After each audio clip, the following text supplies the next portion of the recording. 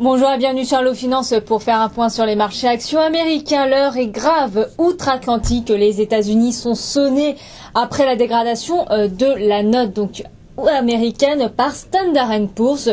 Vendredi soir, une décision sans précédent pour l'oncle Sam. L'agence de notation a été la première à dégainer et ainsi à rétrocéder la note de la dette américaine d'un cran à AA+, contre AAA auparavant, et ce, assorti d'une perspective négative. Autrement dit, le pays n'est pas à l'abri d'un nouveau coup de semonce de S&P dans les mois en cours.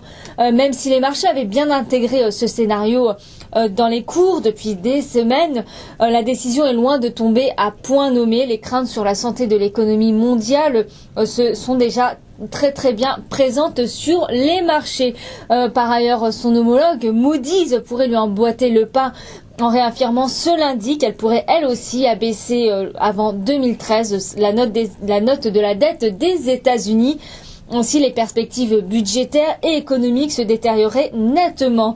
Une économie donc atone, comme en témoignent les publications macroéconomiques depuis ces dernières semaines, les plus décevantes les unes que les autres, malgré ce vendredi une amélioration constatée sur le front de l'emploi.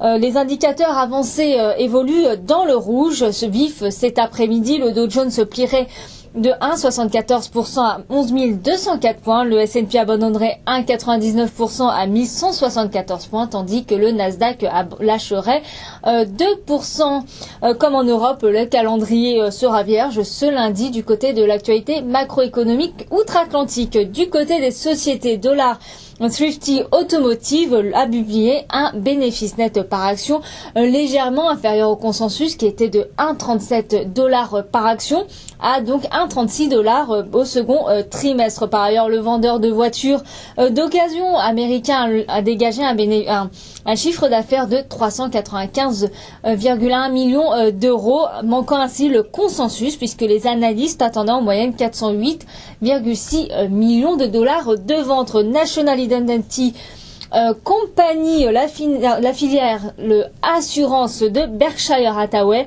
se lance dans l'arène pour acquérir l'assureur Transatlantic Holdings pour un montant de 3,24 milliards de dollars, soit 52 dollars par action. Le conseil d'administration de Transatlantic a jusqu'à ce soir pour rendre sa décision. Bank of America plie de 5,41% avant les premiers échanges à Wall Street, et pour cause, l'assureur AIG envisagerait de poursuivre Bank of America pour récupérer plus de 10 milliards de dollars de pertes affichées sur des investissements à hauteur de 28 milliards de dollars relatifs à des titres adossés à des créances hypothécaires. Le titre d'AIG plonge pour sa part de 5% en préséance. Voilà ce qu'on peut dire sur les marchés américains. À très bientôt sur Allo Finance.